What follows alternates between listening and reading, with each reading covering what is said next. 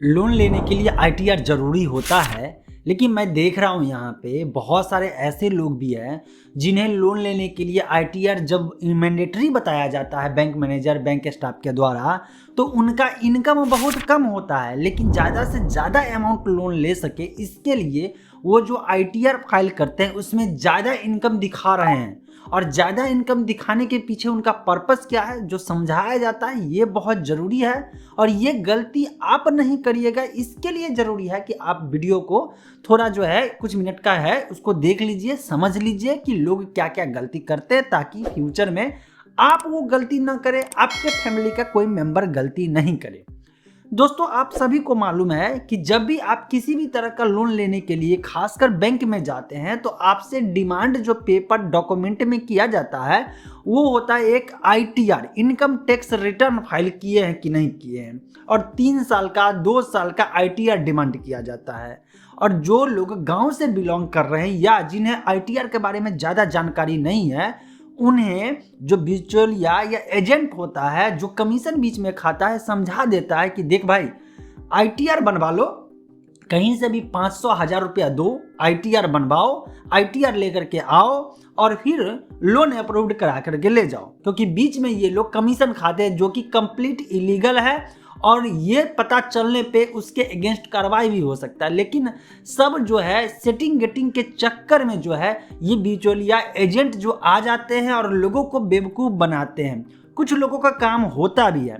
तो जो आम आदमी होता है जो चक्कर लगा लगा कर बैंकों का परेशान हो जाता है, जिसके पास सारा कुछ रहता है लेकिन बैंक जो स्टाफ होता है वो अप्रूव्ड नहीं करता है। जो सारे बैंक का कहानी नहीं है, लेकिन कुछ बैंक में ऐसा हो रहा है जिसके चक्कर में आम आदमी एजेंट के चक्कर में, बिचौलिया के चक्कर में फंस जाता है।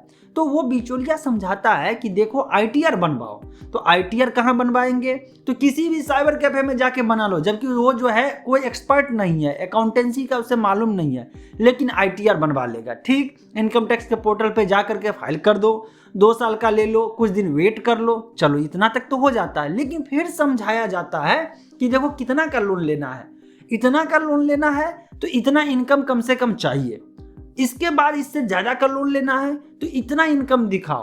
तो वहाँ पे बताता है कि चलो इतना इनकम बताओ कि कुछ जो है 1000-1500 रुपया टैक्स दे करके और आपका इनकम जो है इनकम टैक्स रिटर्न फाइल में ज़्यादा दिख जाए। देखिए ये लोग गलती कर रहे हैं जो कि सरासर गलत है, लेकिन ऐसे कर रहे हैं लोग। अब वो जो आम आदमी होता है जिसे ज़्यादा जानकारी आईटीआर के बारे में नहीं रहता है, वो क्या करता है, लोन अप्रूव्ड हो जाए इस चक्कर में गलत इन्फॉर्मेशन आईटीआर में भर देता है। वो वहां पे दिखा देता है कि मेरा इनकम जो है डिफरेंट सोर्स से बहुत ज़्यादा है। अब चूंकि आईटीआर में उसने मेंशन किया और उस अमाउंट पे जो है कुछ टैक्स लायबिलिटी बनता है, वो टैक्स भी वहां पे दे देता है। अब इससे वो आम आदमी सोचता है चलो यार मैं आईटीआर बनवा लिया हूँ, अब मुझे लोन हो जाना चाहिए।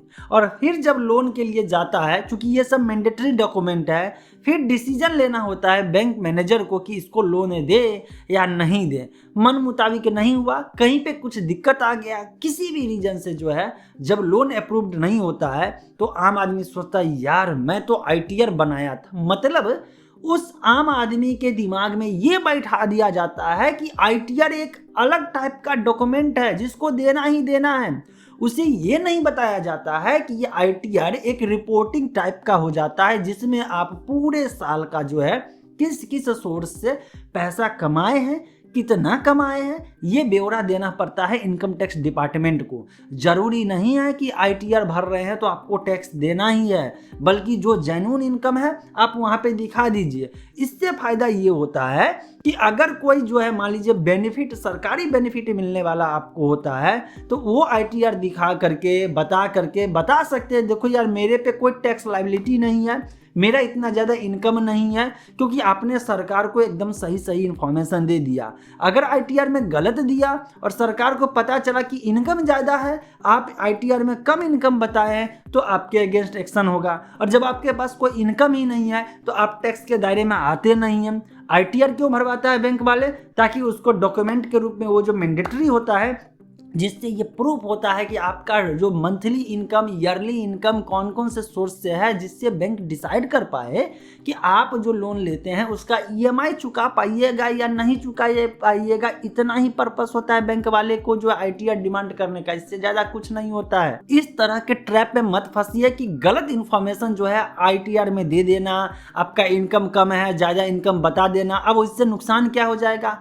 आपने क्या किया, आईटीआर में बता दिया कि मैं तो टैक्स पेयर हूँ, बहुत इनकम है, और उधर जो है राशन भी ले रहे हैं, इसके बाद वो सारे बेनिफिट ले रहे हैं जो बीपीएल के अंदर आता है या ऐसे कैटेगरी के अंदर आता है कि आप टैक्स पेयर नहीं हैं तो ही वो सर्विस आप ले सकते हैं। अब एक तरफ से जो है आप इन्फॉर्मेशन दिए कि मैं तो इतना कमा लिया, और चूंकि सारा कुछ अब आधार से लिंकेज हो रहा है, लिंकिंग हो रहा है, लिंक जो हो रहा है आधार और पैन हो रहा है, सारे गवर्नमेंट सर्विसेज हो रहे हैं, तो ऐसे में आपके ऊपर कभी गवर्नमेंट डिमांड कर देगा कि आप तो टैक्स पेयर हैं, फिर आपने इस सर्विस से सरकार का पैसा कैसे लिया? जो पैसा आपने लिया उस पैसे को वापस करिए। किसान सम्मान निधि में जो है बहुत सारे लोग जो है अप्लाई करके रखे हुए थे जो टैक्स पेयर थे, जिनका इनकम ज़्यादा था, लेकिन बाद में जब दोनों को लिंक किया गया तो लोगों को मैसेज आना शुरू हुआ कि आप तो है टैक्स पेयर और ले रहे हैं सरकारी सुविधा, इसलिए जितना भी पैसा अभी तक लिए हैं उस पैसे को वापस कर दीजिए। कुल मिलाकर के गलत इन्फॉर्मेशन देना हमेशा से नुकसानदायक होगा।